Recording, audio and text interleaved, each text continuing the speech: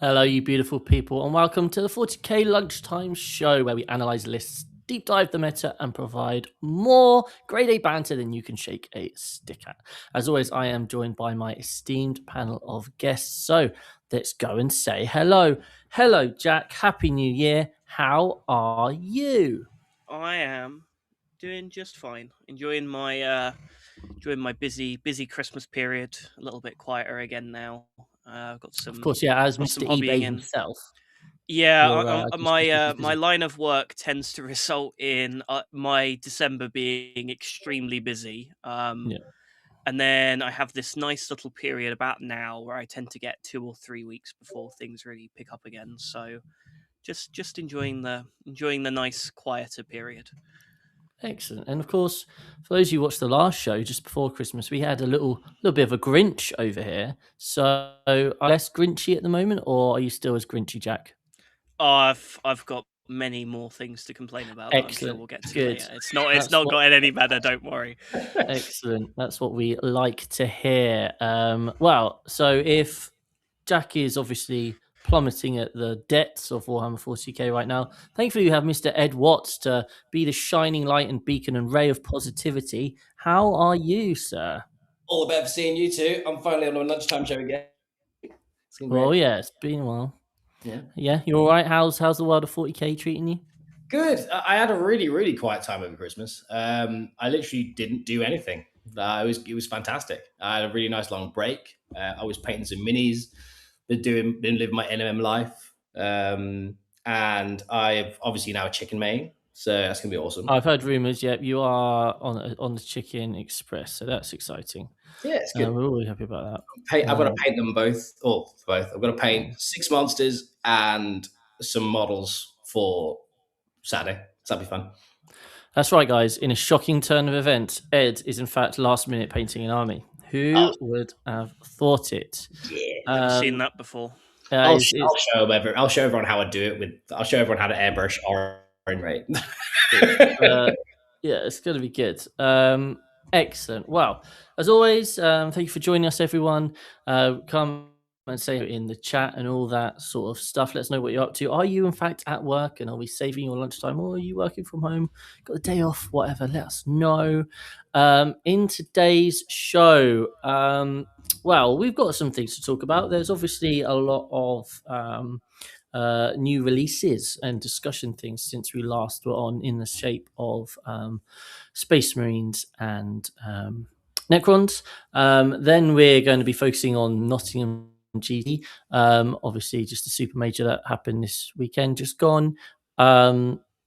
Obviously, it was old meta in quote marks, but there'll be lots of learnings we can take from it. We have a Who Am I, of course. We have a few lists in the list surgery, and then we've got a couple of Dear Deirdres as well. New year, same problems. Am I right? So, first of all, here we go. Let's go through these at a time. So, for those of you who don't know, recently Necron's had some new data sheets released. So, those are the new character, Nemesaur something or other, alongside the new Nightbringer, and then basically all new Catan, essentially. So, if we talk through the new data sheets, Jack, what are your thoughts on the new Catan? How are we feeling about them?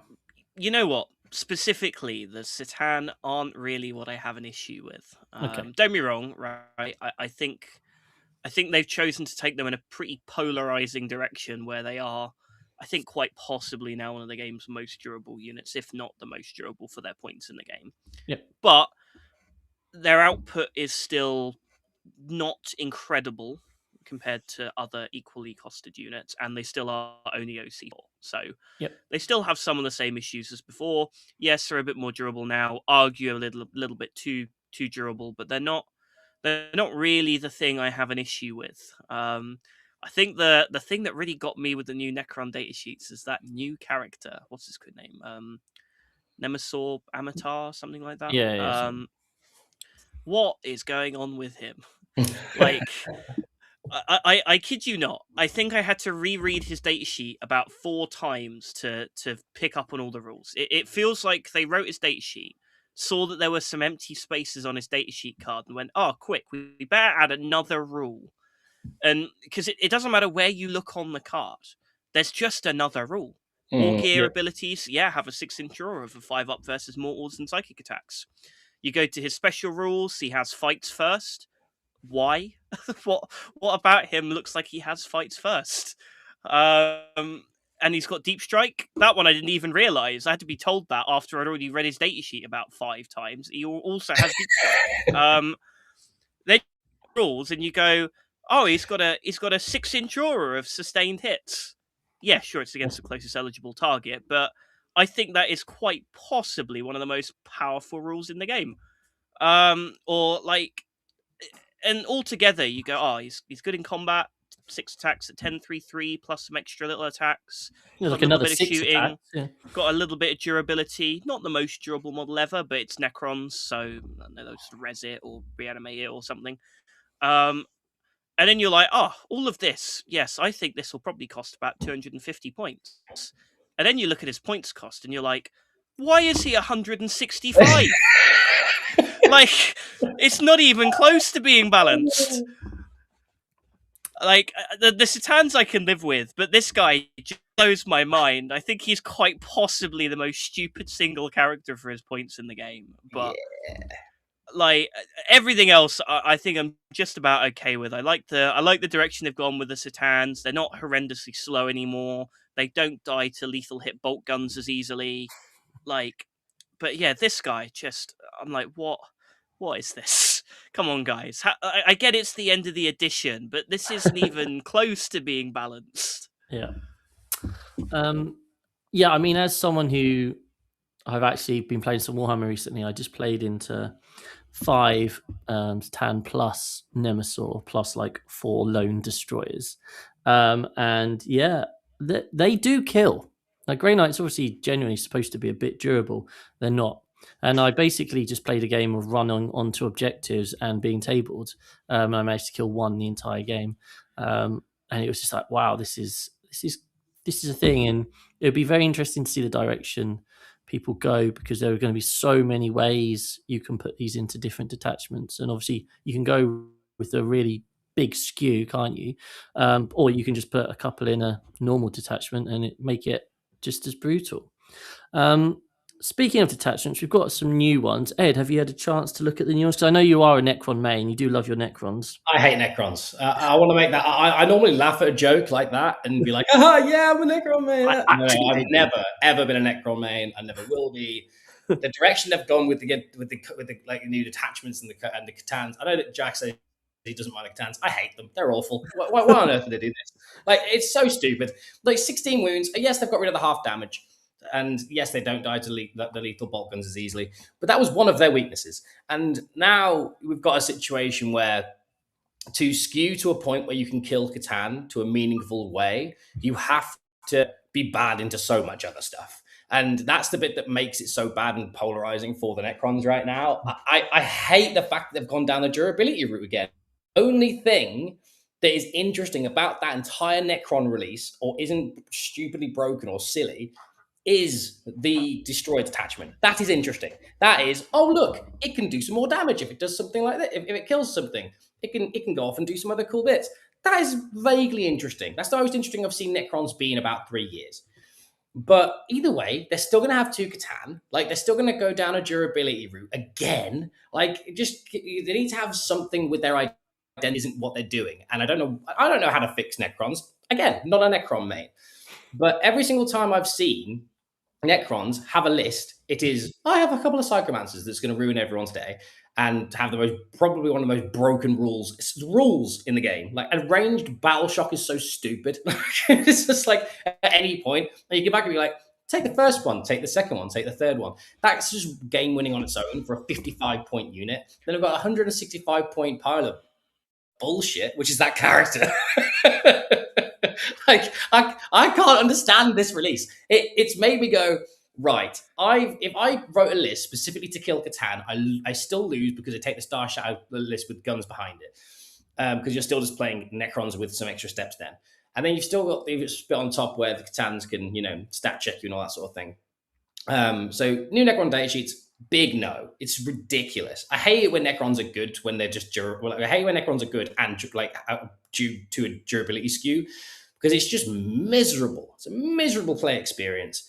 For new players, for experienced players, like anytime you play a Necron player, you're like, oh look, they passed like 60, like literally 60% of their invulns have lost. Like let's just not go down this route again. Necron players, like I'm not judging you, but I'm absolutely judging your faction.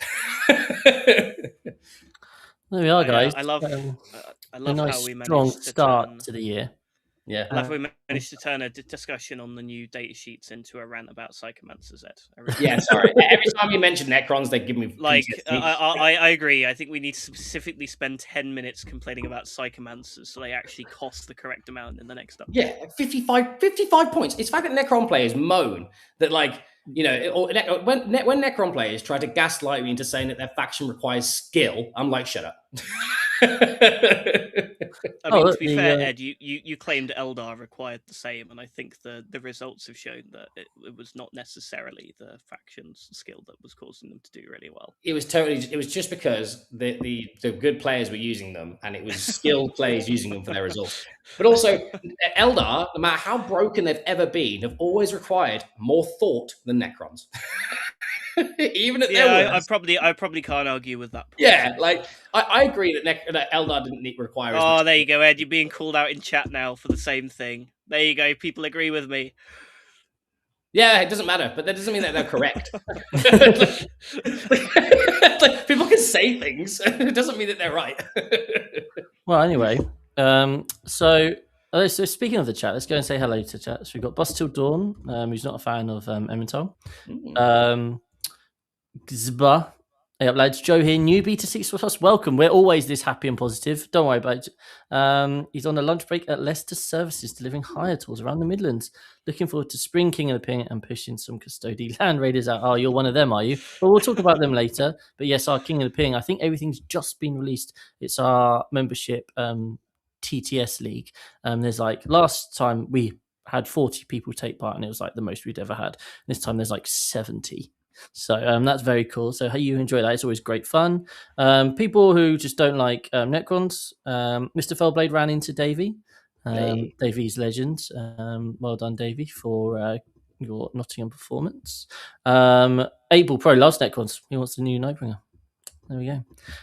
Dominic says, question to the class, are Necrons more boring than Chaos Chickens? In a word, Jack?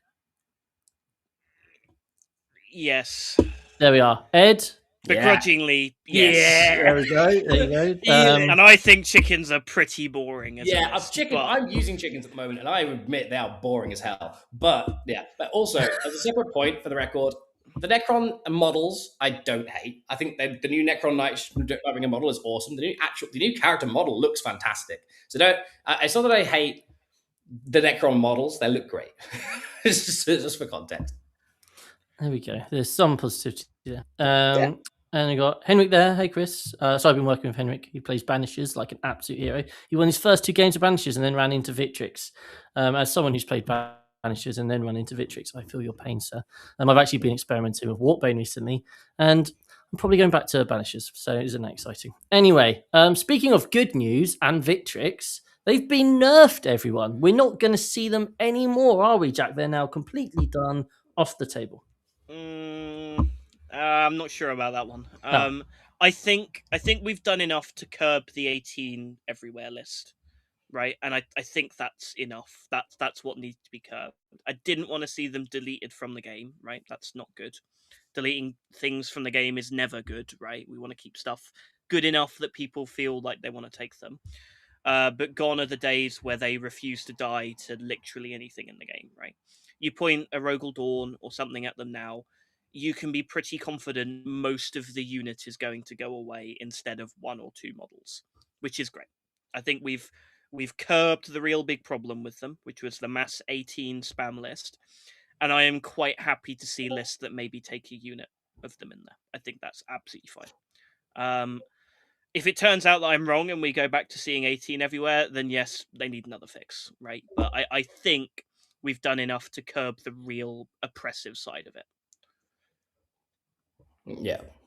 I agree. I think Victrix they're okay now. I think you'll see one or two units in lists. I also didn't want to see them dead. Like I want to, because Victrix are also very cool models. I think there's an actual kit. They're fantastic. So I like the fact that they're not completely gone. And they've fixed it to the point where they're not being spammed is the main thing. And I think there's other bigger problems right now. So I think Victrix. Yeah, I think Victrix are about to suffer with the game's newest stat check, right? Yeah, like what are they going to do against? What are they going to do? Yeah, now Damage Catans. Like what yeah, are they going to do? Excellent. So I think they're not going to really match that stat check, to be honest. Oh, there we are. Okay, well, that's something. That is at least something. Yeah, positive. Speaking of new marine data sheets, then, so we've had Titus, and we have also had the new, or whatever called the Warden's unit or something. Are we worried about this now? Is this a new problem? What do we think? I think yes, but also kind of no. Like I don't know. Like the Warden's unit for their points is insanity. Like 90 points for that many 3 wound / 4 wound models that can be attached to a unit and then attached to Titus, and then all of that can be attached to a unit. It's probably an issue somewhere. Like you're gonna have probably maybe a Victrix guard unit with that in, maybe, because that is something you can do. I'm not sure how good that is yet. I haven't really looked into it too much. But for the sake of 90 points, that adds another layer of durability to that unit.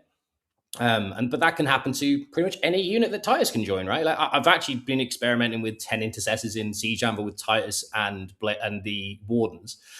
That unit is fun because the extra OC on them is cool. But like, yeah, I think overall the new Space Marine data sheet specifically, are they going to be game breaking? Probably not, but they are pretty good. So I'm not against it. yeah. I think my take on it is that Titus is going to be in a hell of a lot of lists because effectively he just gives sustained hits 1 to a unit, right? That's a really powerful buff to just give. Yeah. But I think more specifically the Warden's unit is a little bit daft. Freeze Like the point, redeploy is really nice, sure, but it's like how many wounds is the unit? It's like it's 20 wounds, right, for 90 Yeah. points. 20 wins for 90 points. It's too efficient on that front. Me and Naz has been talking about playing them with 10 Stern Guard veterans. As this big blocky unit that has surprisingly decent damage with sustained 4 rerolls from Oath. But I mean, I think the problem with them is they're being overshadowed by certain other things that are around at the minute that certainly feel worse. I don't actually think Titus is that broken individually. I think it's just funny. His unit that's... It's also just a bit like, okay. His revive rule, fight on death. His revive rule sounds really, really powerful at the minute, but it's worth noting that units still only get to fight once per phase. So, like, you can kind of deny him his ability to do that if he's charged into something. You kill him back, he doesn't get to fight again. That's not how the game works. So there is a little bit of counterplay to Titus's rule. I agree, it feels bad for some armies, but there's definitely more stupid things in the game at the minute. So yeah, no, absolutely, definitely.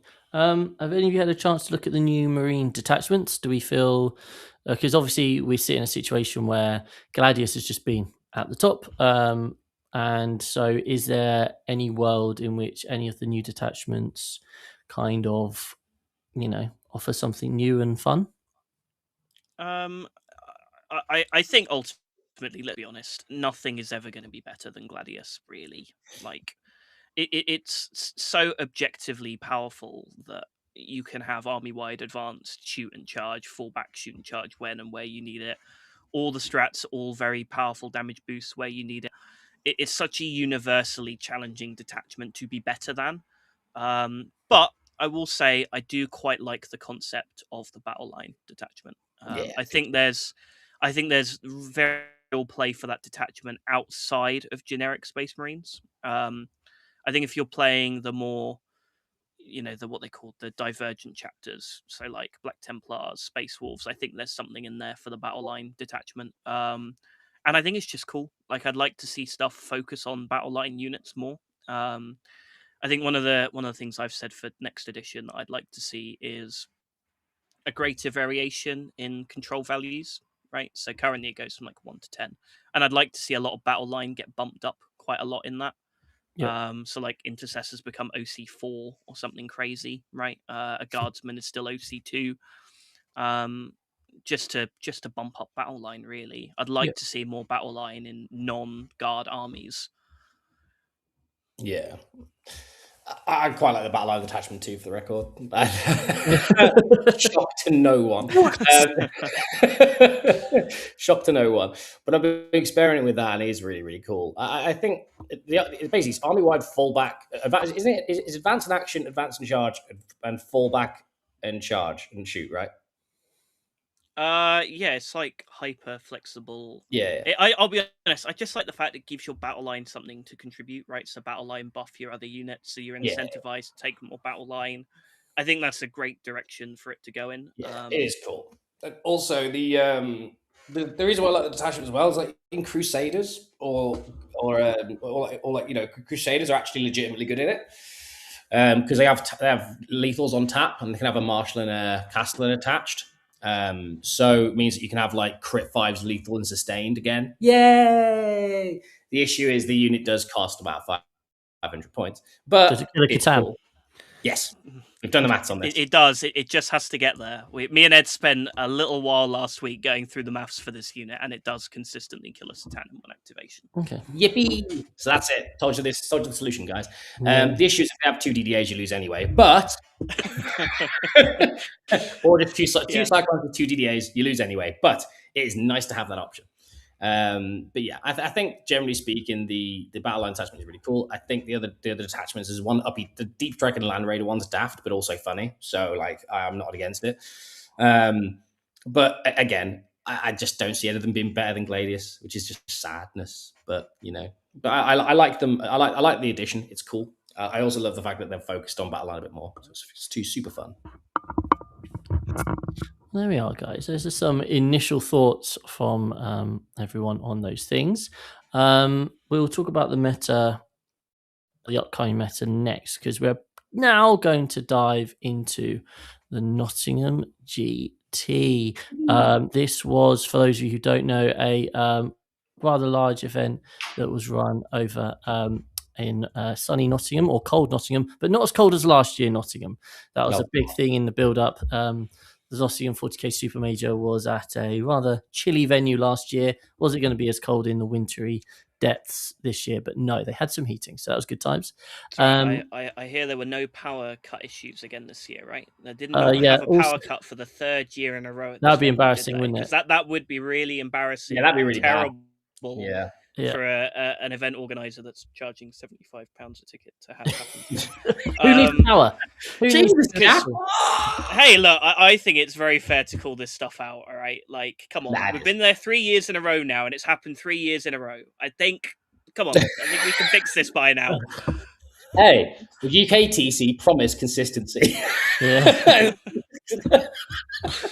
Look, I have been to enough of these events and given them enough of my money over the years that I think I get to have an opinion on this by now. Yeah, that's fair. But I wasn't at Nottingham this time. It's the first time I've missed it in a while. I think the meta was just a bit sadness, and I just didn't really feel the vibe. That was also why I didn't go.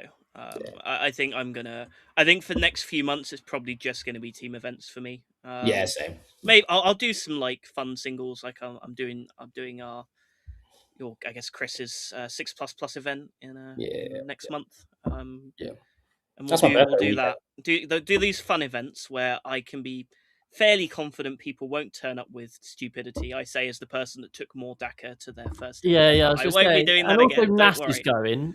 It's Naz going. Oh, I didn't know that. Sorry. And Chew. Wipe out what I said. It's going to be full of it's an absolute shark. I'm sorry in advance. Just so you know. What I said, I'm taking 5 Catan. Turns out I'm a Necron main. It's no, yeah, it's.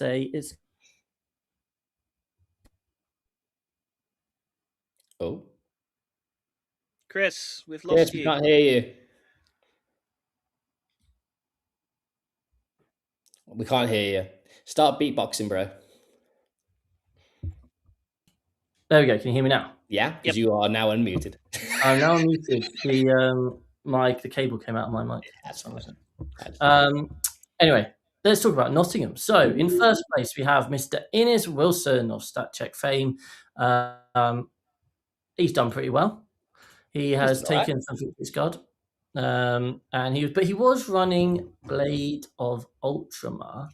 The greed they talk about in the Bible is not being that in love with the second best unit of Victrix Guard. So we can talk about this. Obviously, as we know, Victrix Guard are going to 3 wounds rather than 4. So it'll be interesting to see if you guys think that ruins this list.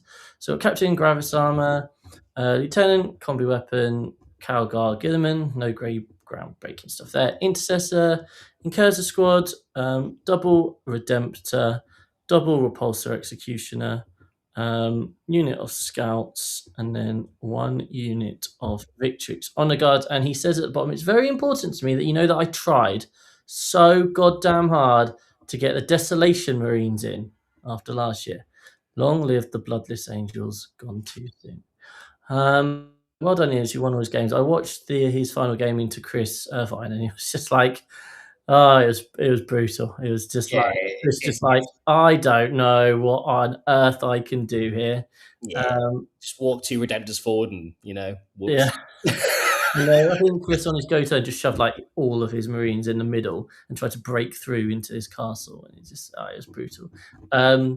So yeah, do we think this list now does it struggle because Victrix Guard have gone down to 3 wounds, or does it struggle, or is it less powerful because of things like new Necrons? Well, like realistically, he only has 1 unit of Victrix, right? Yep. Now, obviously, they're still going to suffer from having 4 wounds down to 3, so that's still going to be a thing. But like, it means if this list isn't as reliant on the Victrix, then there's still a decent amount of stuff here that can deal with Necrons, I imagine. Like there's Repexes, which does do damage. Repulsors don't do anything to them, unfortunately. But I think it might struggle after with the new meta coming up, just because it's just hard to break through, the Catans, but also it's got a lot of guns, so it's always going to be decent. Okay. Yeah, I think this list is. I'll be honest. I think Innis is to the ground that he probably knew what the Victrix coming change was going to be. And I think, let's be honest, this reads like a list that is designed for a post-nerf Victrix world. Yeah. I think this list will actually get on just fine into Necrons. Yeah. Depends on the build, right? I think the Citan builds, I think this is fine into. It can kill it. I don't think the Citans have enough speed and reach to reach the Repexes. So I think the Repexes get to shoot pretty much all get into those Necron type builds, into the like 4-5 Citan. I think it probably struggles a bit more with the Star Shatter type ones, right? I think that is probably quite tricky for it to manage. But let's be honest, Space Marines have +1 a wound everywhere and 4 rerolls. If they want to kill that 1 Citan, they're gonna kill that 1 Citan real good. Yeah. So I'll be honest, expect to see a lot of lists that look like this with Gulliman, a unit of Victrix, and an assortment of vehicles to taste, basically, plus a couple chaff units. This is going to be a real common archetype. It has been a really common archetype for the entire year at this point, and that's definitely not going to change. And what do you think about Blade of Ultramar as a detachment rather than Gladius? I think for Innis, who is running 1 unit of Victrix, it's fine. Because it gives Gilliman -1 to wound when he needs it. I think that makes perfect sense. I think if you had multiple units of Victrix, I'd be like, why aren't you running Gladius? You want the fight on death. But if you only got 1 melee piece, you probably don't need the fight on death as bad. So yeah, I see it. Yeah, I can see it too. I still quite like Gladius for it because the fight on death is still so good, even with just the 1 or 2 pieces that you have with it. Like I think Blades of Ultramar is still really good, and obviously there's a reason he's taken it and he's done really well with it because he's just won an event with it. So yeah, the -1 to wound is really good as well. Yeah, it works a lot better for I think his list where he's got the 4 shooty platforms. Yeah, they want to be sat in Dev Doctrine all game, right? So he can triple select Dev Doctrine because he's got Calgar. Sure. Yeah. So I see it. I see it. Okay, lovely. Well, in an astonishing 2nd place, everyone, I'm here to tell you that Custodes are back We have got jet bikes. We've got Venatari. We've got dreadnoughts. Okay. There's a lot of guard and 3 land raiders. Okay. Now, this obviously, Custodes received a bit of a points drop, and people were like, well, how many Custodian Guard can I fit in a list? And you can actually fit a lot of Custodian Guards in a list.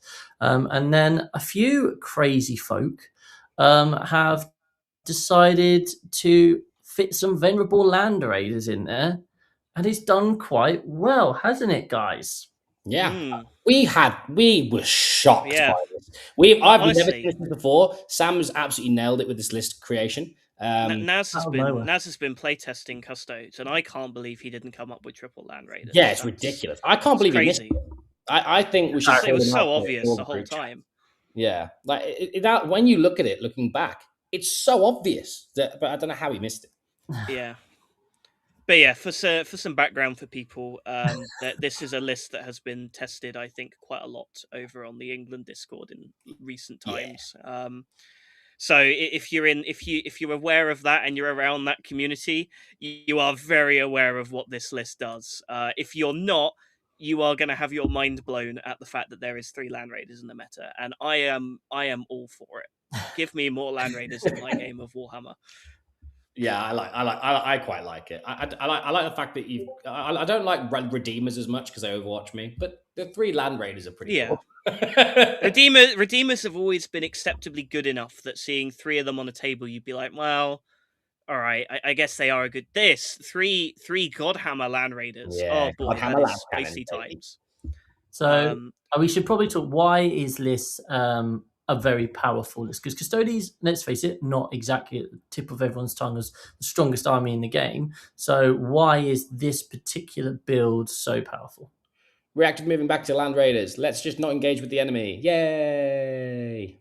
Basically, Yeah, that is the crux of it, right? Like the list is broken down into 6 units of Custodian Guard, which in the last data slate got a points drop, right? And they're now at the point where they are substantially cheaper and more powerful for their points than anything else in the book, right? Yeah. Like the problem is now is you go, okay, let's take the old unit of Wardens and the Blade Champion. That came out to about 380 points, right?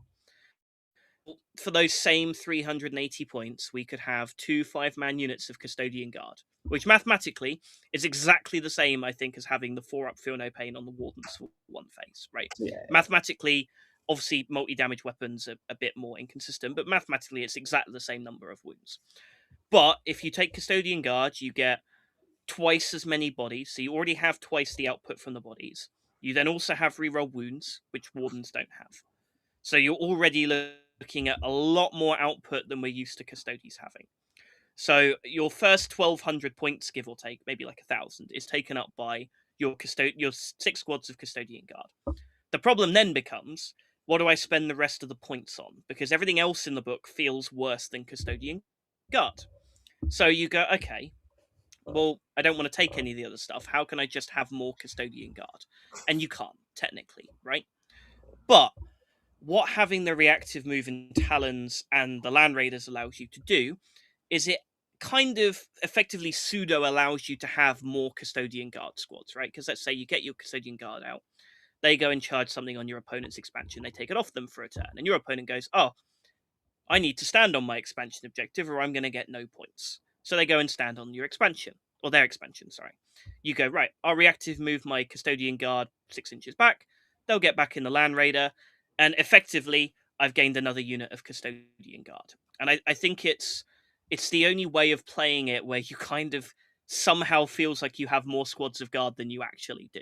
And I think that's why it works so well, because it capitalizes on how can we make Custodian Guard the best they can possibly be.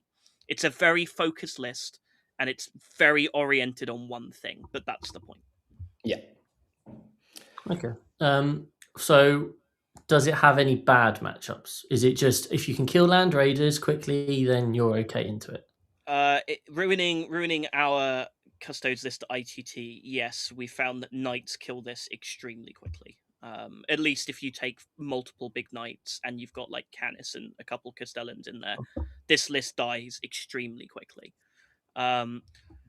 but ultimately, I think it's a much better teams list than it is singles. I know it's done really well here in a singles event, but Sam Nash is a incredibly good player, so stuff like that can happen. But I think in a teams format, this list is absolutely terrifying. You know, with the potential of board picks in there, with the potential of choosing its matchups, this is a list that I think people have to watch out for if you don't know what it does yet. It might not seem like a lot, but you have to remember that this is, you know, reactive moving a unit of Custodian Guard back into a transport is so much more impactful than watching 5 Dominions move into a transport, right? Like it's a 200-point unit versus a 70-point squad. It's very fundamentally different to the Custodes that we're used to, because it also has quite a lot of shooting. Yes. And a lot of the normal counters to Custodes don't work, right? So one of the normal answers is you try and chip them with mortal wounds and stuff everywhere. Well, they get a 5-up feel no pain versus that if they're near a sister squad. So it's very tricky to have that work. And it's the same with Land Raiders. They eat up dev wounds and mortal wounds incredibly well. So there we are, guys. Go and buy 3 Land Raiders from your friendly local gaming store and go have some fun with some Custodes. Although, is it that much fun to play? I have heard this is one of the most fun lists you can put on the table at the minute. And this is the words of Nassim, Right. who is so it's king probably of the not. fun Okay. Kraken's armies. Right. Interesting. I was okay. No, I like it. I like it a lot. Excellent. Right. So third place we had Chris Langton on Chaos Demons. Let's have a look. It is Demonic Incursion, so it's not Scintillating Legion. So we've got Bellicor, Great Unclean One, Chaos Fate Weaver, Lord of Change, and Scarbrand. So it's got a nice fluffy mix of all the different ones there. Then we've got Nurgling, Plague Bearers, and then Beast of Nurgle, Flamers. So Ed, you're obviously on a bit of a demon run at the moment. You are going down the lots of chickens route. Why do you think this is done so well, and why is it competing with like a chicken list for like top demons? Well, number one is Chris Langton is very, very good on this list. Oh, very, very good. He's just a very, very good player, and he's got a lot of experience on it. And I think this is very similar to what he's run previously. I think the only change that I've maybe seen is two units of Plague Bearers instead of one. Mm-hmm. But the Lord of Change is still going up to flat 3. Chaos is still going up to flat 3. Like it's still, and also the Lord of Change with the Everstave is really good as well. Like effectively, it's what his list used to be, but slightly better because it's been buffed with the damage from the chickens. Yeah. So you've still, but this one has more combat threat.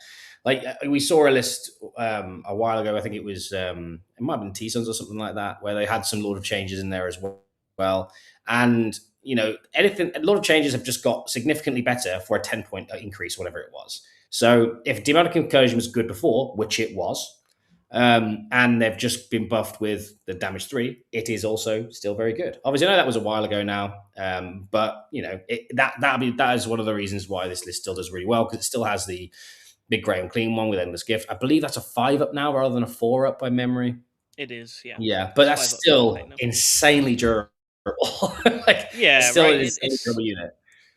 Mathematically, it's a 30 model unit now instead of a 40, right? Like, don't be wrong, the 40 was ridiculous before; it was literally unkillable. Yeah, it now can be killed, but you can bank on it taking so many resources to do that you can capitalize on that in other ways. So. Yeah. And it's the fact that, like, if people do try and kill it, you also have to sort of plan to overkill it, right? Because there's so many variables within a 4+ invuln and a feel no pain that if if someone undercommits at one stage and doesn't kill it, and then it reses some wounds back because it passes its battle shock, it just becomes an absolute nightmare to start shifting. So why does this list do well? It is a stat check, but it also has a lot of damage behind it, and problem kills the stuff that's in the meta pretty decently right now. I think especially with obviously it wouldn't matter for this one, but in future, especially with the Victrix change going down to 3 wounds, I think this list will put Victrix pretty, put them away pretty well. And into Necrons, I don't know. I feel like they've got answers. I don't know if they do, but it feels like they could definitely kill Catan with like because they've got lots of D6 plus something damage. Scarbrand goes up to is damage 5, I believe, or 6. Yeah, he'll be damage 6 down to damage 5. Yeah, 6 down to 5, which will hurt Catan. And I feel like there's a lot of potential here to definitely go off and do really well, which obviously Chris has just done, and he's absolutely nailed it. So yeah, that's my kind of take. I don't know if I missed anything there, but I think that's probably why he did pretty well. Obviously, Chris is very good on it, and it's just a good list. Like the uppy downy, the 6-inch deep strikes, there's got a lot of tricks. Do we think this list is better, or the chickens list is better? And does it matter if it's teams or singles? I don't know. Honestly, I don't know the matrix for the demonic incursion incredibly well, but I imagine I imagine they have different. I imagine they both have good and bad matchups, but I imagine the chickens have slightly less, just because of the flux dice and the sort of things that would normally deal with these demons. Sort of like deal with it less so into the chickens, and the indirect is really good because you've got the puppeteer is insane. So which one's better? I think it's honestly down to player. I think if I had Chris Langton, I'd want to on a concursion. I wouldn't want him on chickens because he's just really, really good on this and knows it inside and out. Yeah. But I think for me it would be down to the sort of player that you have.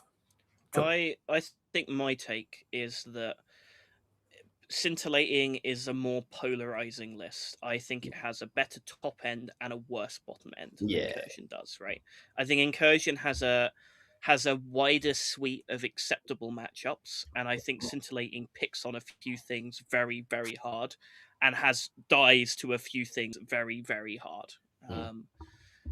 So I guess for teams, Scintillating is... I mean, there's arguments for both in teams. I think in singles, you're probably more likely to go all the way with Incursion. But yeah. Wonderful. Oh, in fourth place, we've got Mr. Theo. Well done, Theo, for finally cracking that 5-0. Something groundbreaking, I'm sure, here. So we've got Gladius, Ultramarines. And I'm seeing quite a lot of things. We've got Ballistas, that's exciting, and Redemptors. And we've also got some Victrix Guard there. So Theo's obviously a Space Marine main. He's been trying all the Space Marine stuff out, and here he's ended up here. So well done, Theo, on finally getting your first make into top bracket. And we've got Mr. Chris Irvine, who's also just graced us with his presence in the chat. Well done, Chris. Got to see him play Blood Angels on stream twice. If you're interested in watching Blood Angels played and just smashing over some Tau, that's on day 1 of the stream on Saturday, game 2. And if you want to watch Blood Angels hide behind a ruin and not really know how to break down Victrix Guard, that's the final game on the stream. It was a bit rough for Chris, but he tried. There was a glorious moment where an entire army stood in the middle of the board and charged, so that was quite fun. So let's look at this brand new list that we've definitely not seen before with Rage Cursed Onslaught. So we've got Captive Jump Pack, Chaplain with the Scout enhancement. Then we've got another Chaplain with Fight First, Dante Lamartis and Lieutenant Combi Weapon, then 5 Intercessors, and then double Death Company Dreadnought.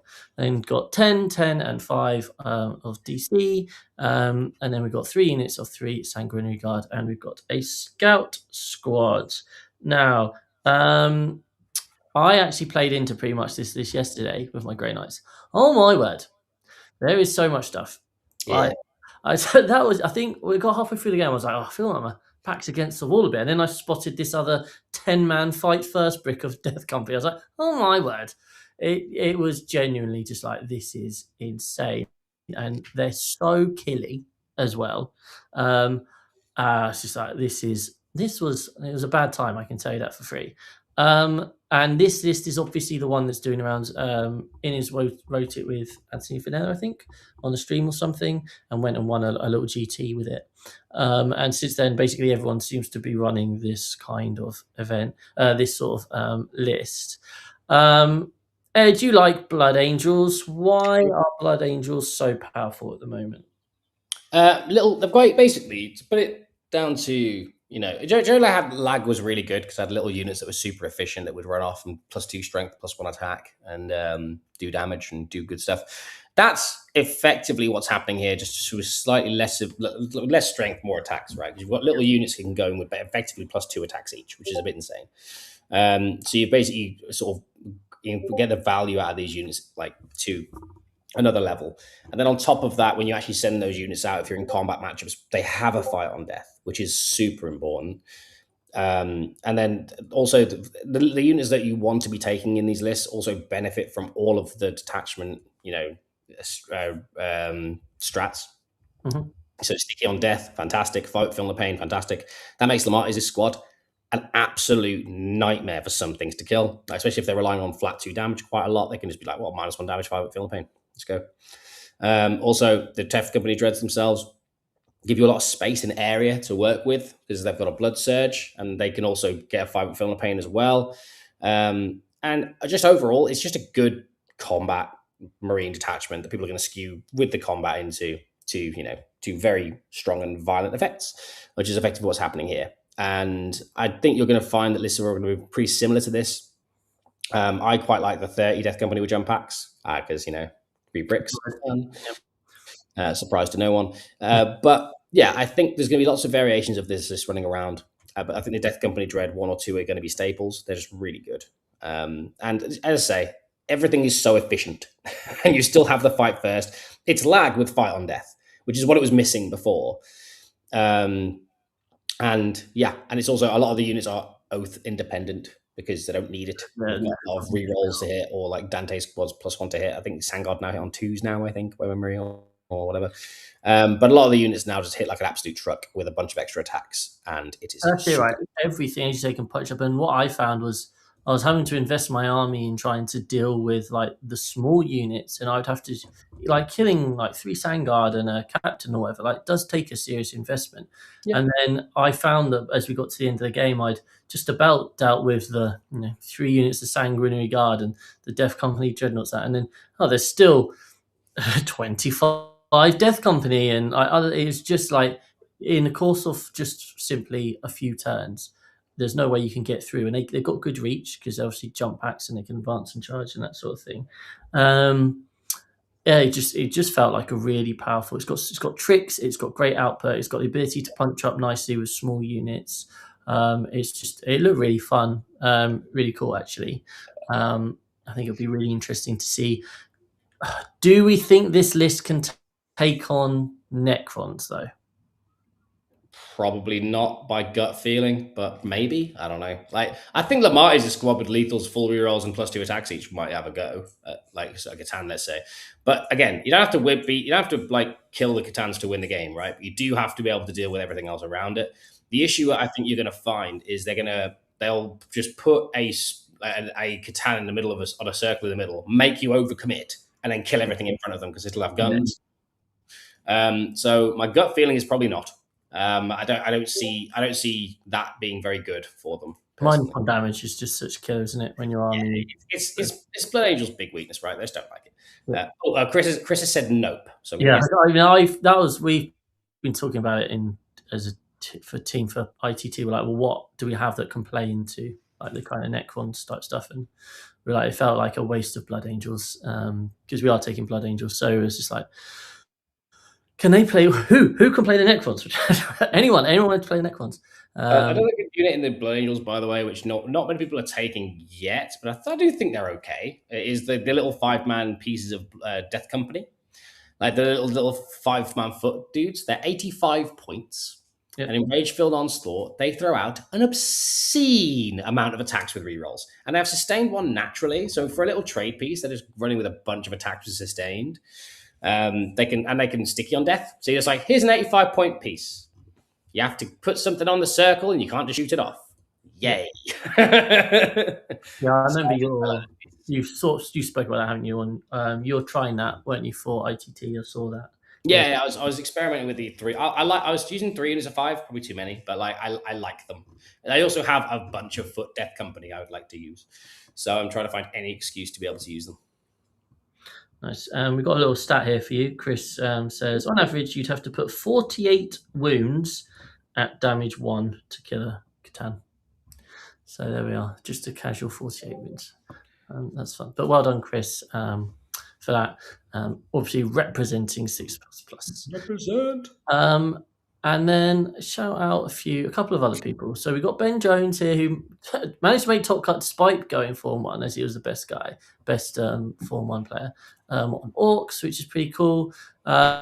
Jack, does this list break the new Warhorde boundaries in any way, or is it? Yeah, if I remember right, this doesn't have a big brick of boys in it, does it? So it's got double truck.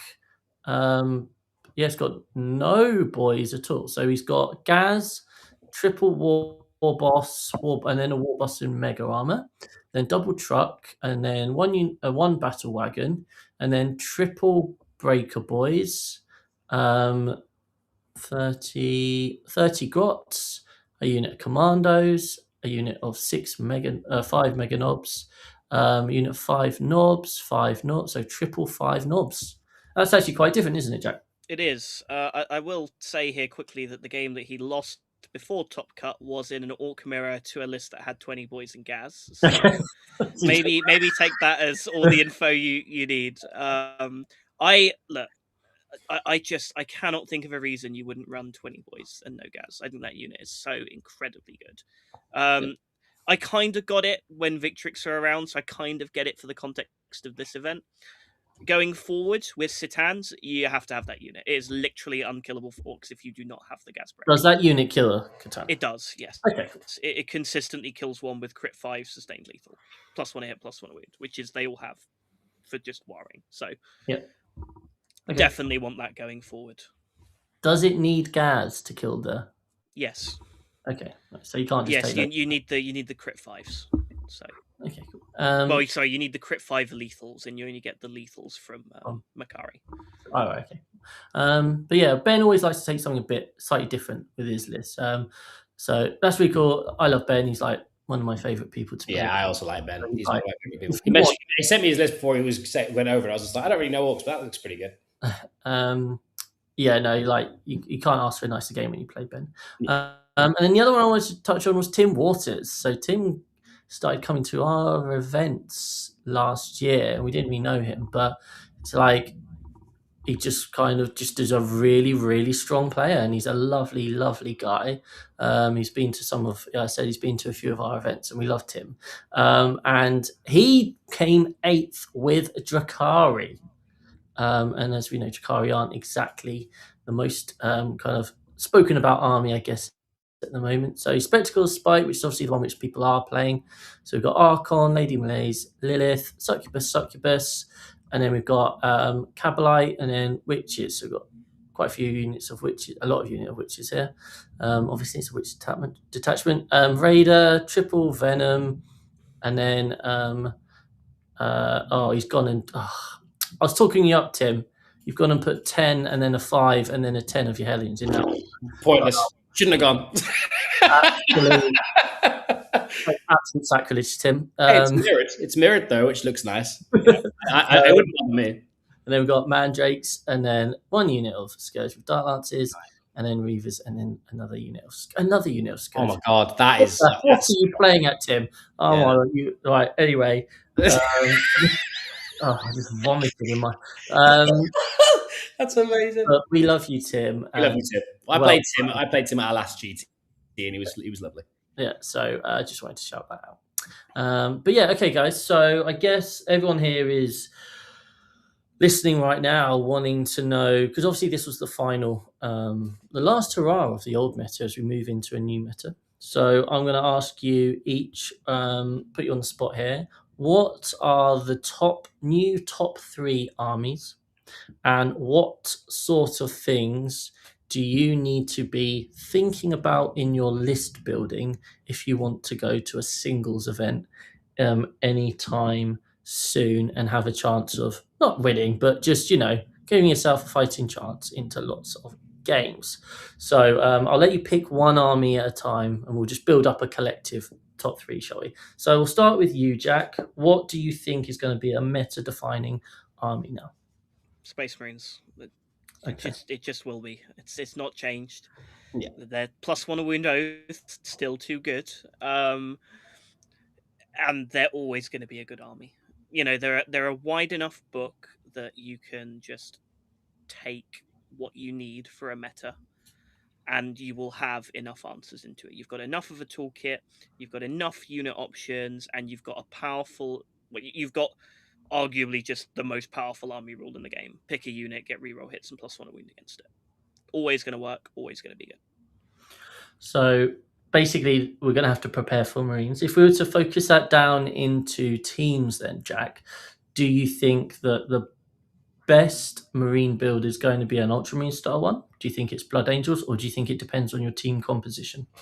I think composition specific, right? If you've got basically, I think Blood Angels is best in teams because it can dodge playing Satans, which I think is the only game it really doesn't want at the minute. Does it beat the 3 Land Raiders? I think it doesn't like playing it, right? Blood Angels have never liked playing armies with transports. Yeah. But fundamentally, you still have fight on death, and you still kick a custodian unit off the face of the earth when you charge it. So you have tools to kill it. It's just about how you pace the game. I think that's the challenge there. I just think it just doesn't have tools to kill Satan. So I don't think there's any way you can play that game that feels good. Yeah. If the Satan player knows what they're doing. Otherwise, I think generic Marines has got. It's like the discussion earlier about the Chaos Demons. I think it has a higher floor and a lower ceiling in terms of teams. Yeah, no, that's entirely fair. Okay, Ed, what's your pick for the next Meta Menace? Necrons. Okay, yeah, I'm surprised. Okay, so obviously we're at that interesting stage now, right, where everyone's trying to puzzle it out. Do you foresee a situation where it will coalesce into one particular build and everyone's going to be like, right, this is the optimum Necron build, so we can try and build to defeat that? Or do you think it's going to be a potential problem that so many detachments and styles of build are viable that it offers, that there are too many challenges to try and solve, if you see what I mean? I get what you mean. I think the big issue you're going to have is people are going to try and build into. I think the most common one is going to be Star Shatter. I think Star Shatter with 2 Catan, some DDAs, and some scoring around it, and some Psychomancers is just going to be what a lot of them are going to be using. I think that's where most of the top Necron players are going to be leaning, just because, you know, that's what they will do. That's what Star Shatter was good before. Now they've got 2 units which are insanely durable to add into it. And Catan's reactive moving, as I say, you can literally point, you can put a Void Dragon into a UKTC ruin, like not touching, but right next to the little rectangle in front of it. Point his spear out into the middle, see out into the middle, and when he gets shot, automatically not be able to be seen again. Like, I'm not saying that's like, you know, that's particularly broken. It's annoying, but like it's just one of those things where the reactive moving Catans are just going to be an issue, because a lot of these armies are going to rely on shooting and charging them, or shooting them with a couple of different things. And if the Catan player knows what he's doing, then he's just going to like point, like you literally see one angle to shoot, and then when you shoot it back, it's going to hide and then res. But if there's going to be multiple I do know what you mean though. The multiple detachments that do different jobs is going to be an issue, because people might have a unit like Gazbrick to be able to kill Catan, and then suddenly you play into the Canoptic one where then they do like 30 dev wounds to it and it just dies. Like, you know, that can just happen, right? Like, and it's and that unit will fire and fade back, and there's nothing you can do about it. I will say, I suspect the dev wounds Tombblade thing will be fixed very quickly. Traditionally, when Necrons have been given dev wounds en masse, they've patched it out of the game. Happened with Immortals, didn't it? Last. Yeah, it happened with Immortals when they had it. I suspect Tombblades will get the same treatment. They'll just stop you being able to combo the anti-infantry 3-up in that detachment with dev wounds, like they did with them. Common sense, right? Like, you see anti-infantry 3-up and you go, oh, do I have any way of getting dev wounds in there? Yeah, that's why it's like Sternguard. Like, they can get, was it Sternguard and Deathwatch ages ago? It was, it was Deathwatch. Yeah. They could do it with combi weapons and stuff. They'll get rid of it. They do not like having dev wounds available in that volume en masse. So because it's silly. I still But think yeah, that detachment is very good, though. There's Yeah. a very, very strong Necron warrior build plus 2 Satans in there that I think will be very challenging for a lot Yeah, of I players agree. to deal with. But I think there are various different viable ways to use to play Necrons. I just see that it's going to evolve into Star Shatter, and that's pretty much it. I just don't see much point in innovating it. Do you know what I mean? Like if I was a Necron player, I would just use Star Shatter. You'd just be like, well, this works. This worked before. It works now. I've just added 2 ridiculous units to it and a very broken character. It's just going to be good. Do you know what I mean? Like, I think it universally provides all the tools you could want as a Necron player, right? You have the reactive after shooting, you have a reanimate strat, you have a bunch of damage buffs, you can go through walls, you're faster.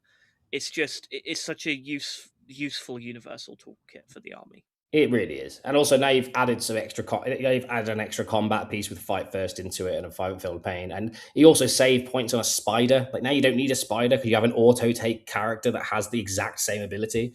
It just feels like there's not much point in doing anything else. Like I love that they released 3 detachments, and I wish and the destroy one is legitimately cool. It actually is. It's got some really cool bits in it. Can I spend 2 minutes talking about a really pointless combo I found in that detachment? Yeah, go for it. Just to entertain. So, in that detachment, there's an enhancement that allows you to attach Cryptek to a destroyer cult unit. So what you do is you take a Plasmancer and you give him that enhancement. So you attach him to 6 Locust destroyers, so they still get the crit fights. But importantly, what it does is it gives them the infantry keyword. And the Necron Night Scythe, which is the transport, unlike every other transport in the game, does not proc off infantry models. It procs off 1 infantry unit. So what you can do with this, because the Night Scythe at the end of your turn allows you to put a unit back in it, is you can poke your Locust destroyers out, shoot whatever's in the middle, and then get back in your Night Scythe at the end of the turn, which can now carry them because they're all infantry from the enhancement. And is this combo any good? No, probably not, but I thought it was cool. Let's go and buy those. You can hear the sound of ting ting ting as people go and buy a Night Scythe. Interesting. Attachment is not designed around healing everything. I love it. But yeah, I think that's basically where I'd sit Necrons at. I think they're definitely in the top 3. Yeah, okay. And I guess so we need a third one then. I've obviously heard a lot of rumours or a lot of discussion about Guard. Guard seem to be in a really strong place with Grizzled. Do we feel they flesh out the top 3? Is because obviously Guard being strong, we don't necessarily see that in the win rate, but we see it in top players doing well with them. A Guard going to be up there? Do we think? Yeah. Played well, they're always going to do well, right?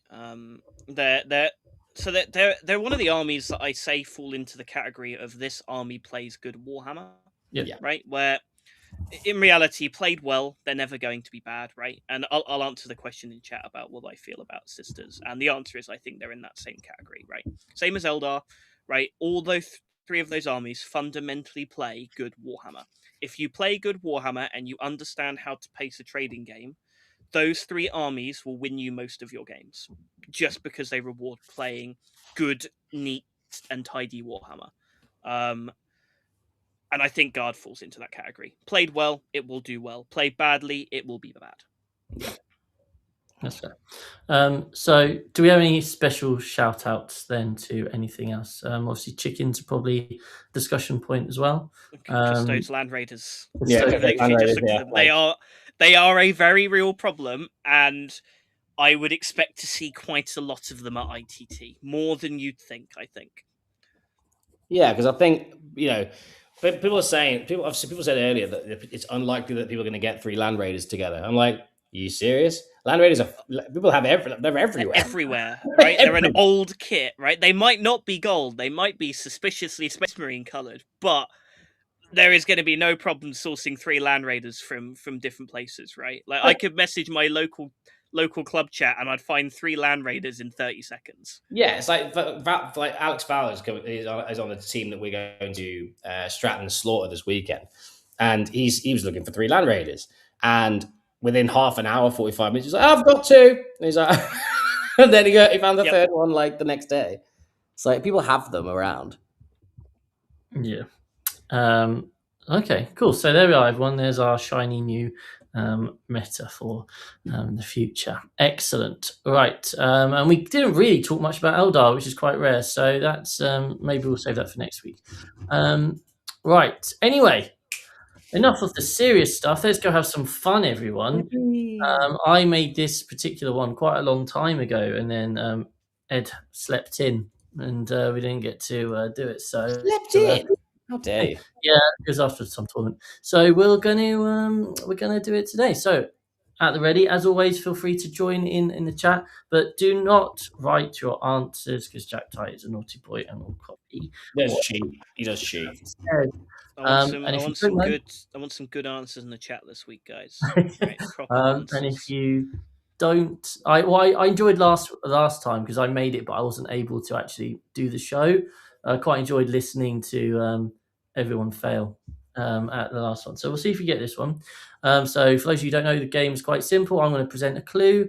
Players write down who they think who it is. I'm then going to present another clue, and they can stick or they can change, and etc. etc. And at the end, we try and work out who got it quicker. But yeah, don't just keep it in your head. So clue number 1. This character was born in 198.m41. This character was born in 198.m41. And a obscure Imperial Guard character has been written down right now by Jack. It's not really an obscure one to me. Well, if it starts with M41, you know. It could be Yarrick. Right, number 2. This character achieved their full rank in 222.m41. This character achieved their full rank in 222.m41. So for those of you who would like to math, that is 24 years old. Number 3 is a quote. Fear is the sharpest weapon in my arsenal. Fear is the sharpest weapon in my arsenal.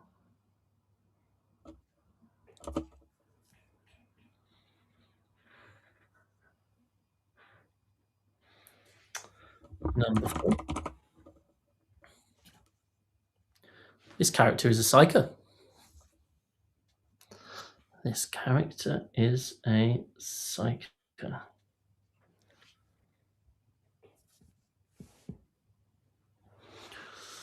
We all got someone for number 4? I have someone. I don't think you'd have picked this person because I don't think you know he exists. I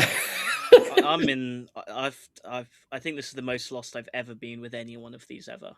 The only reason why I vaguely might add on to something is because of the going up to his rank in 20 years. That's like, 20-ish years. Number 5. We'll end with a quote. To defeat monsters, we must sometimes become monsters ourselves. And then I forgot this final speech mark. I'm out. I genuinely have no idea. Oh. I think this is the only time I've gotten to the end that I've got not even a clue of who it is. It feels so good. Oh, it feels so good.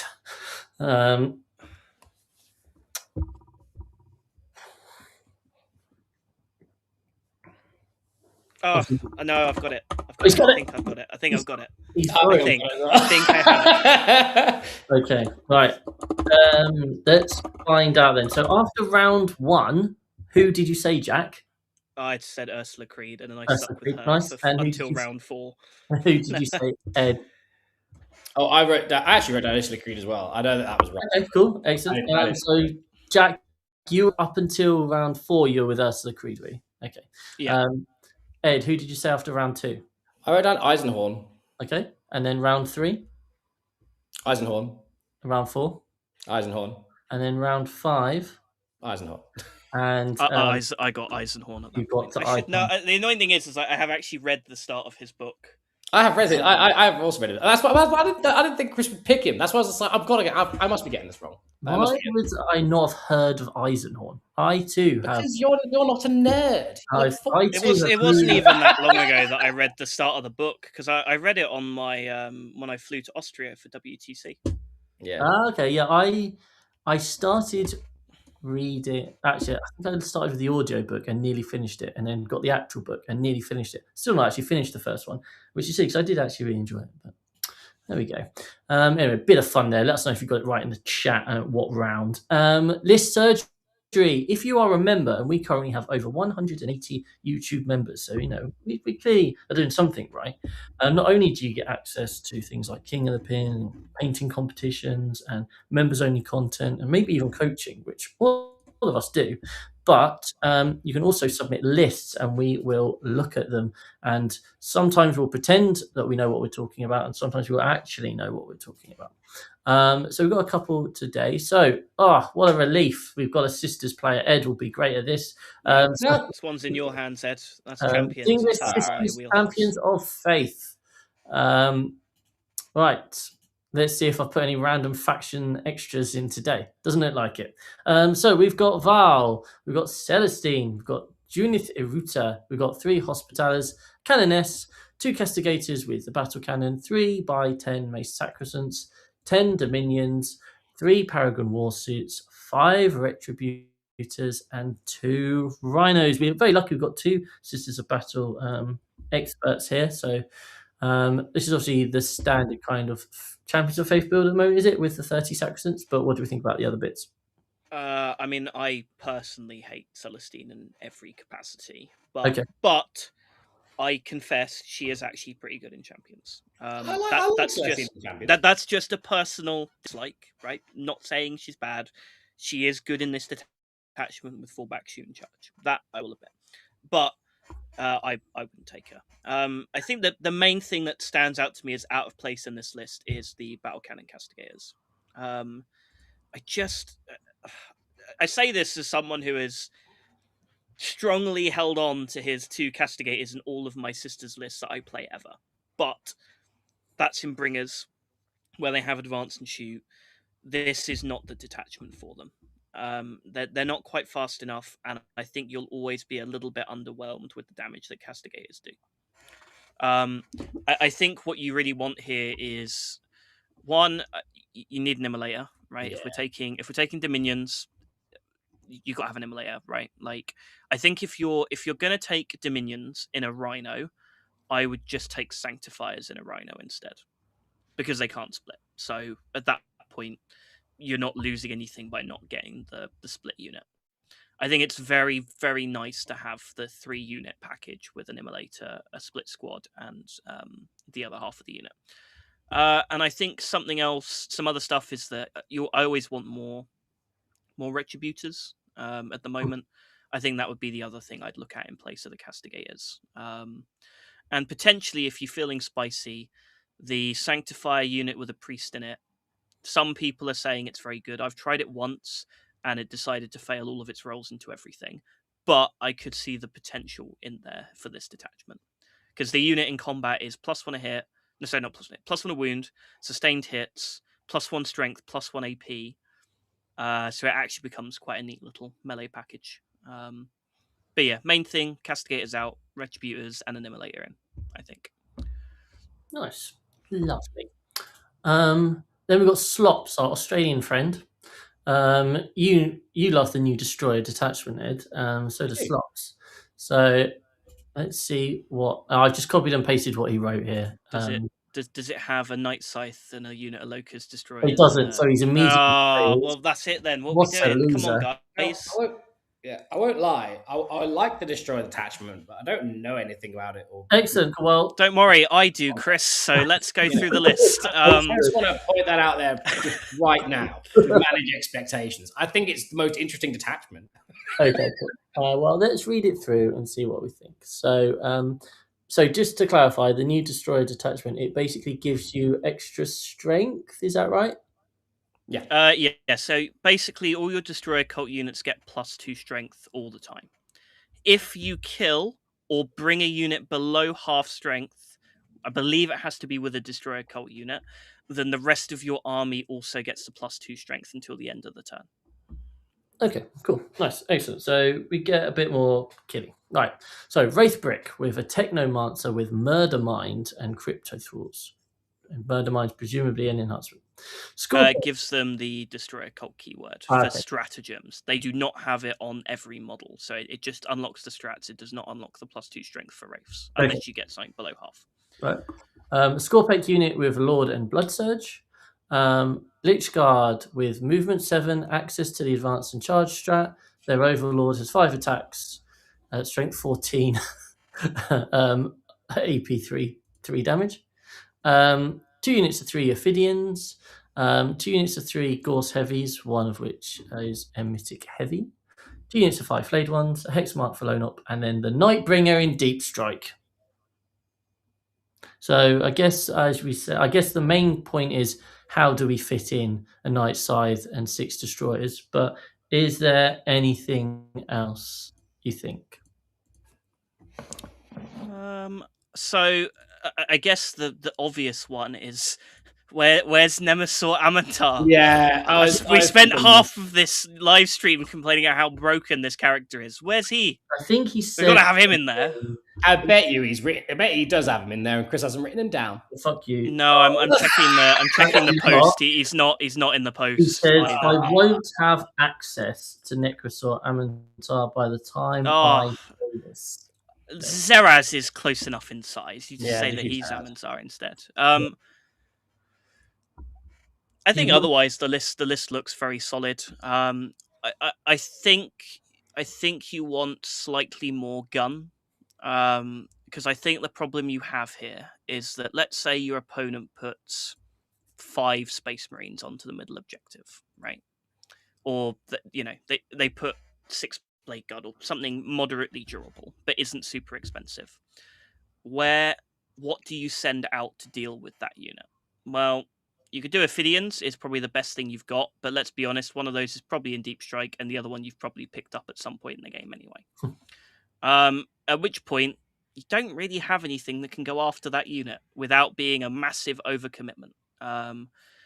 Or let's say they do it in 3 places across the board, right? And you can trade 2 of your Ophidians for 2 of those units, but the third one is like, okay, we've got to give up a big brick here, and that's going to cost you in the long run if you have to do that twice in a game. So I think you just need a couple more smaller trading pieces. I think the problem here is we've got swapping the Lich Guard for a second Scorpec unit. I would prefer to see 2 3-mans or something, right? I think we want. I'll be honest. I think the thing here that feels out of place is the Wraith Brick.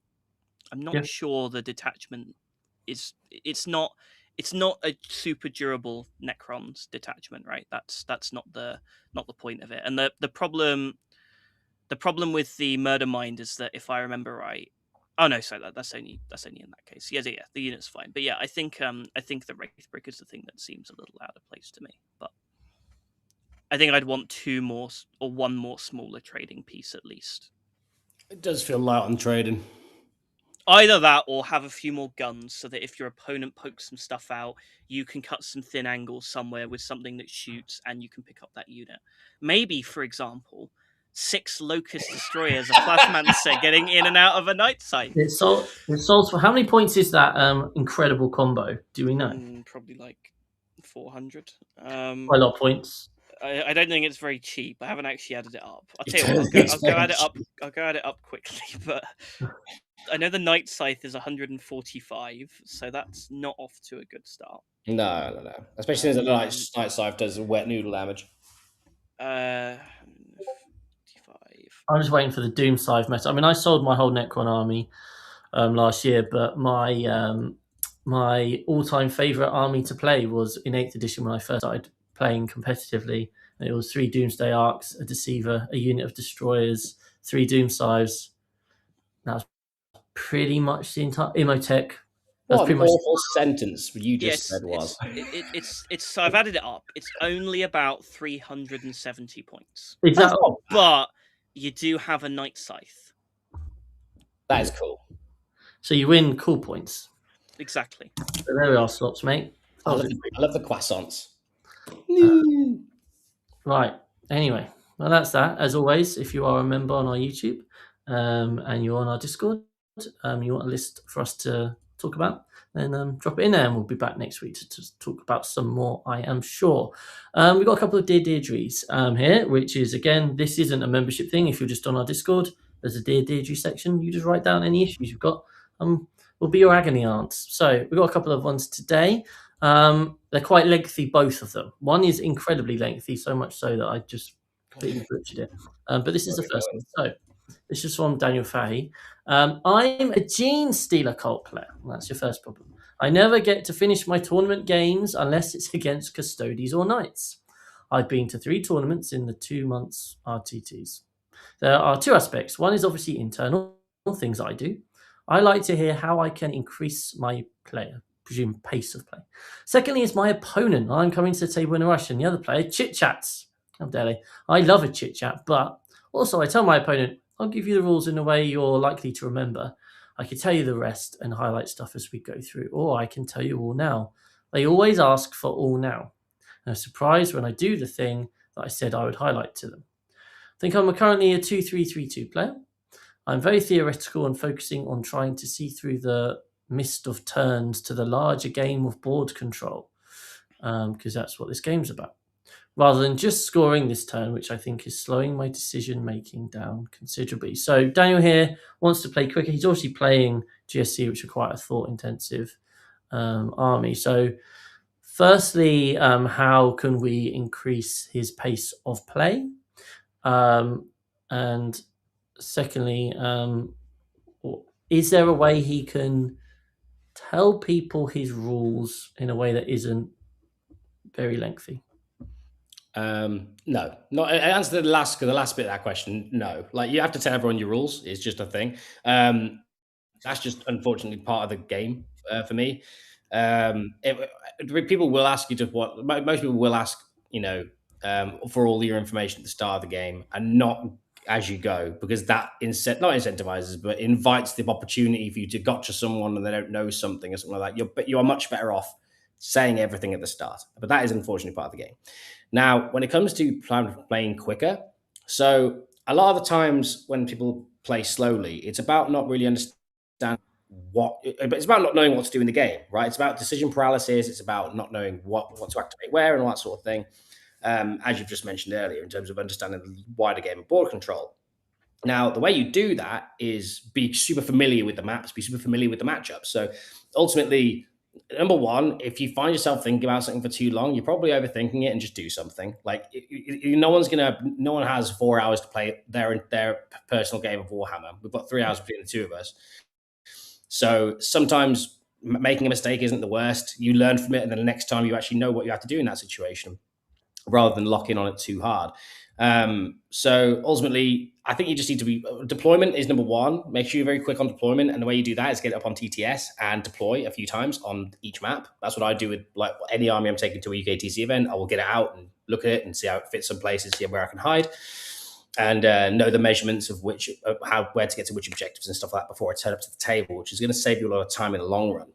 These micro decisions that you sort of that you have all the information for. If you have that before you go into the game, will really help you in terms of making that decision. And knowing the matchups, so practice.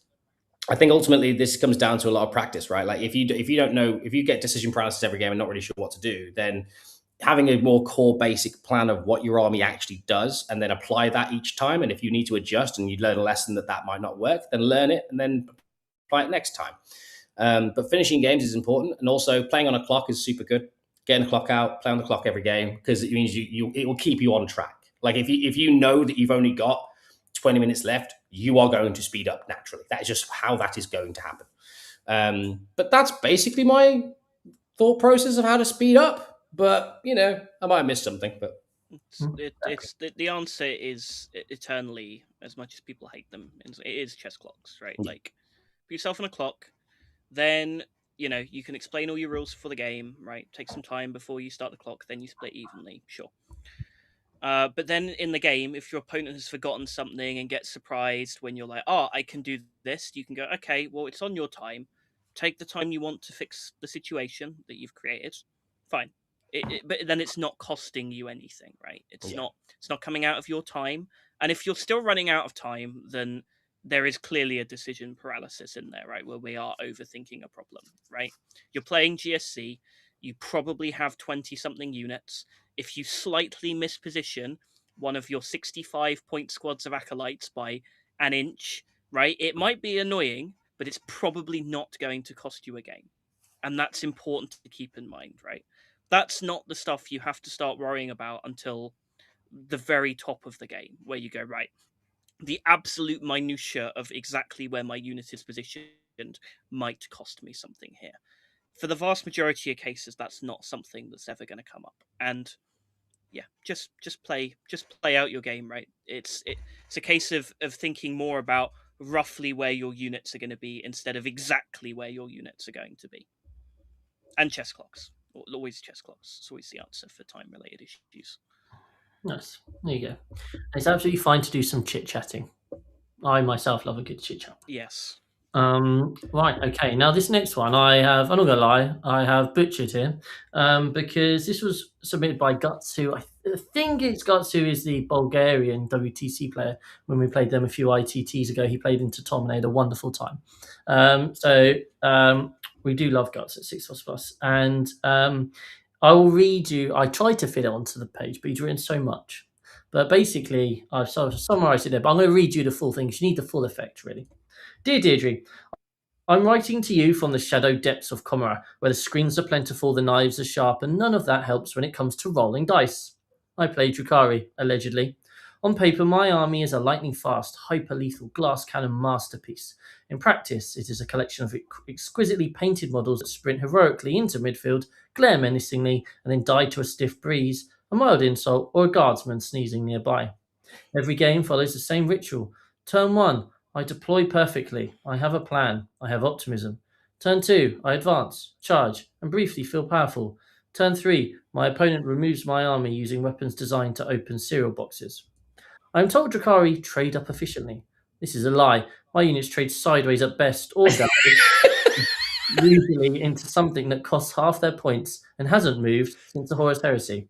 My raiders explode if someone looks at them with intent. My witches vulnerable saves exist once combat begins. My Archon, armed with a relic blade forged from agony, reliably deals 1 wound before being punched to death by a Space Marine lieutenant named Steve. I am assured this is a high-skill army. I have skills. They appear to be the wrong ones. I have watched battle reports, read forums, and whispered prayers to Kane, Chegarat, and the dice themselves. None have answered. My opponent, meanwhile, rolls 6s as if chosen by fate. Please advise, should I accept that suffering is the Drukhari experience? Am I meant to lose models emotionally as well as physically?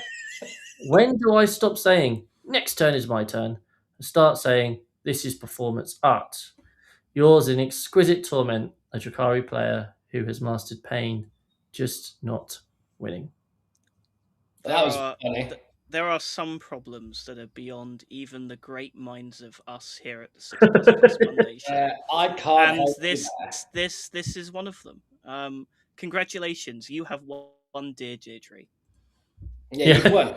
But no, I will answer this question in a meaningful way before we leave. Don't worry about it, man. It's cool. It happens. Well, cheers, guys. He's poured his heart and soul into writing something in another language, not even his natural language. Right. So basically, you effectively, if you enjoy playing Drukhari and you love playing those exquisite models, and you get unlucky sometimes, then it's fine. I mean, if you get tired of playing Drukhari because of it and you want to do something different, do something different. Nothing wrong with that at all. Nothing wrong with swapping factions. I've never done it personally, obviously, but No. you know, are a Turvagon main through and through. Turvagon main. I had a Turvagon on a list recently, but that's for another week. But but effectively, I would try basically don't let dice rolls affect the way you're enjoying your army, which I'm sure that you're not, because you seem pretty upbeat about this entire thing anyway. But yeah, in terms of what we can do to help you with dice rolls, can't really do much about it. But you know, it's just enjoy using your models, and if you want to do something different, do something different. But Drakari do have the experience of your stuff does die to a stiff breeze, and that is unfortunately part of the experience. Yeah, I think a lot of the Drakari book feels a bit miserable at the minute, right? Where it's Yeah. like you're not as fast as armies you should be faster than. You don't hit as hard as armies that you should be hitting as hard as, which I think is why everyone's gone to Spectacle, right? Because Yeah. they're no longer a glass cannon army. You are a board control army, right? You are using your charge in your opponent's turn strat to fundamentally lock off certain parts of the table. And as such, your units just shouldn't ever be exposed, right? It's like a unit may go out to score you points when you need it. Otherwise, they're all stood behind a wall in a part of the board that your opponent wants to go to for you to go, I'm going to charge in your turn, ruin whatever plan you had on this side of the board. Yes, I'll fail all my 4-up invuns and die anyway, but at least you don't get to go to the part of the board you want it to be this turn. So That's entirely fair. I think I can come out from some sort of angle. Been playing Grey Knights for a long time, and I've recently been trying to play Warpbane, which when it first came out, I didn't particularly enjoy, and I've been playing it a lot recently, and I can kind of see the power potential there. I can see what it should be doing, but I'm not particularly enjoying it. And for me, actually, I'm probably going to be heading back to Banishers because that's where I get my enjoyment of the game from, playing that style. I've been trying to force myself to play something which actually doesn't really tick a box for me at the moment, for Grey Knights anyway. That's a different issue. But so a potential thing would be, yes, everyone's playing Spectral Spy at the moment. Is there something else which maybe ticks the box? And because when I play Warpbane, I know what it should be doing. It doesn't seem to quite do it in my hands because it doesn't suit how I like to play the game. So maybe that you could think about: is there something else in the Drakari book which plays the game in a different way to how you would like to play it? And that's a potential solution. Try some different things out. See if you can find a different source of enjoyment in the army. So there we are, guys. The first one of the year is done. Kept it at a very cool 1 hour 31. Absolutely nailed it. It was always going to be a long one, right? First one back. We're just so excited to see everyone. That's what it is. We don't know how often Ed's going to be joining us now, do we? Because Ed's back to working days. He's going to be around sometimes. But other than that, it would just be Jack and myself. But indeed, and he will be he'll be here as and when he can be. Well, if they kick Jack's ass down, who am I? So you did absolutely. It's true. I've there lost we are, on the final chance. Other than that, we'll be back next Monday. I'm not sure if maybe we'll be able to talk about how Necrons have won every single GT and they're absolutely broken. Who knows? We'll find out. But thank you very much for watching. We love you all, and we'll see you next time. Take care.